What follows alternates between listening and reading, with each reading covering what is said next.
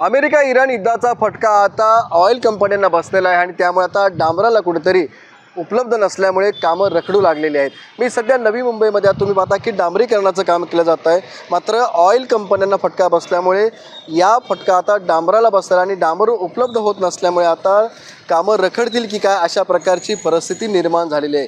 त्याचबरोबर या डांबराच्या किमत्या ते सुद्धा आता दुपटीने वाढू लागल्या असल्यामुळे त्याचा विकास कामावरती सुद्धा परिणाम दिसून येतोय। आपल्यावर या ठिकाणी नवी मुंबई महानगरपालिकेचे सिटी इंजिनियर आहेत श्री सर, आपण त्यांच्याशी बोलूया। सर, काय म्हणाल, डांबराच्या किमती वाढलेत, नवी मुंबईतली कामं होतील का?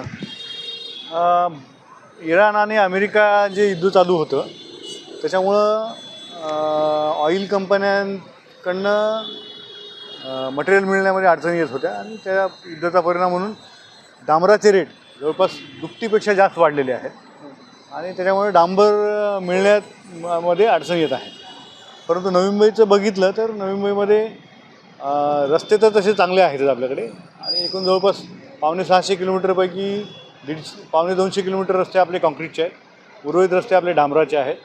आणि आता पावसाळापूर्व तयारी म्हणून आम्ही सगळा आढावा घेतला।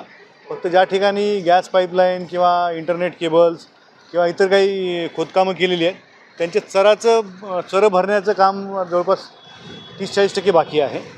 हे पुढच्या 3-4 दिवसात आम्ही ते पूर्ण करण्याचा प्रयत्न करत आहोत। परंतु आपण म्हटल्याप्रमाणे डांबर मिळण्यास थोडी अडचण येत आहे, त्याच्यात थोडा कामाला विलंब झालेला आहे। पावसाळ्यामध्ये काय खड्डे वगैरे दिसणार नाहीत ना, म्हणजे जर रस्त्याचं काम नाही झालं? नाही, खड्डे वगैरे जे आहेत किंवा रस्ते रिपेरिंग हे बऱ्यापैकी म्हणजे मेजर काम आपण केलेलं आहे।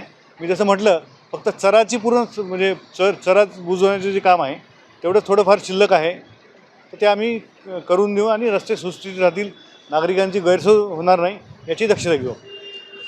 नक्कीच आपण पाहतो की या ठिकाणी आता महानगरपालिकेने दावा केला आहे की जरी डांबर उपलब्ध होत नसलं तरी जे काही थोड्या प्रमाणामध्ये काम शिल्लक आहे ते येत्या 15-20 दिवसात कंप्लीट करू। विनायक पटेल, ABP माझा, नवी मुंबई।